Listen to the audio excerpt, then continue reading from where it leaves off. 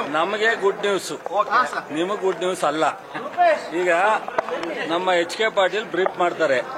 ನಾನು ಹೇಳೋದು, ನಮ್ಮ ಸುದೀರ್ಘವಾಗಿ ನಮ್ಮ ಕ್ಯಾಬಿನೆಟ್ ಅಲ್ಲಿ CM ಅಧ್ಯಕ್ಷತೆಯಲ್ಲಿ ಉಪಮುಖ್ಯಮಂತ್ರಿಯವರ ಸಮ್ಮುಖದಲ್ಲಿ 32 ಜನನು ಬಹಳ ಡೀಟೈಲ್ ಚರ್ಚೆಯನ್ನು ಪ್ರಾರಂಭ ಮಾಡಿದ್ದೀವಿ. ಎಲ್ಲ ಚರ್ಚೆನ ರಿಸೀವ್ ಮಾಡಿದ್ದಾರೆ. ಚರ್ಚೆ ಅಪೂರ್ಣ ಆದ್ರಿಂದ ಡೆಫರ್ ಮಾಡಿದ್ದಾರೆ. ಇನ್ನೊಂದು ಕ್ಯಾಬಿನೆಟ್ ಅಲ್ಲಿ ಪೂರ್ಣ ಪ್ರಮಾಣದ ಚರ್ಚೆ ಮಾಡಿ ನಂತರ ಮುಖ್ಯಮಂತ್ರಿಗಳು ತೀರ್ಮಾನ ತಗೊಳ್ತಾರೆ.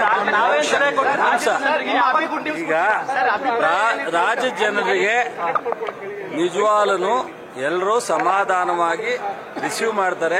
ನೀವು ಗೊಂದಲ ಮಾಡ್ತೀರಾ, ಪಾಪ ನಿಮ್ ಡ್ಯೂಟಿನೇ ಅದು, ಏನೂ ಮಾಡಕ್ಕಾಗಲ್ಲ.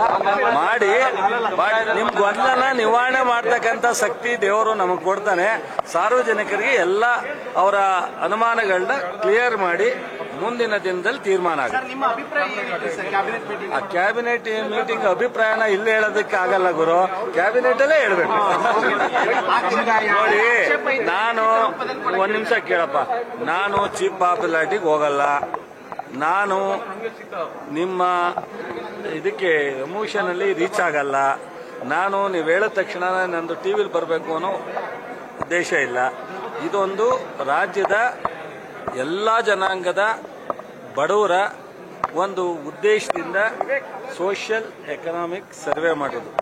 ಅದನ್ನ ಪೂರ್ಣ ಪ್ರಮಾಣದಲ್ಲಿ ಜನರಿಗೆ ಅರ್ಥೈಸಬೇಕು ಮತ್ತು ಯಾವ ಸಮಾಜಕ್ಕೂ ಅನ್ಯಾಯ ಆಗಬಾರ್ದು. ಅದು ನಮ್ಮ ಸರ್ಕಾರದ ಕ್ಯಾಬಿನೆಟಿನ ಉದ್ದೇಶ. ದಲಿತರಿಂದ ಹಿಡಿದು ಮುಂದುವರೆದ ಜನಾಂಗ ಇರ್ಬೋದು, ಬ್ಯಾಕ್ವರ್ಡ್ ಇರ್ಬೋದು, ಎಲ್ಲರ ವಿಚಾರವನ್ನ ಸುದೀರ್ಘವಾಗಿ ಚರ್ಚೆ ಆಗಿದ್ವಿ. ಚರ್ಚೆ ಇಷ್ಟು ಬೇಗ ಕಂಪ್ಲೀಟ್ ಆಗ್ಲಿಕ್ಕೆ ಆಗಲ್ಲ ಅನ್ನೋ ಕಾರಣದಿಂದ ಡೆಫರ್ ಮಾಡಿ. ಅದು ಈಗಲೇ ನನಗೀಗ ನಿನ್ನೆ ಆಗೋಯ್ತು ಅಂದ್ರಿ, ನಿನ್ನೆ ರಿಸೀವ್ ಮಾಡಿರೋದನ್ನೇ ಅಕ್ಸೆಪ್ಟ್ ಅಂದ್ಬಿಟ್ರಿ, ಇವತ್ತು ಚರ್ಚೆ ಮಾಡಿರೋದನ್ನೇ ಮುಗಿದೋಯ್ತು ಅಂತೀರಾ.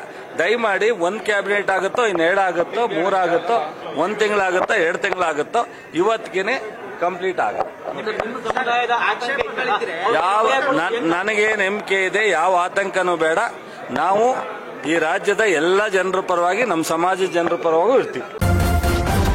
ನ್ಯೂಸ್ ಫಸ್ಟ್, ನಿರ್ಭೀತಿಯಿಂದ ನಿಮ್ಮ ಪರವಾಗಿ.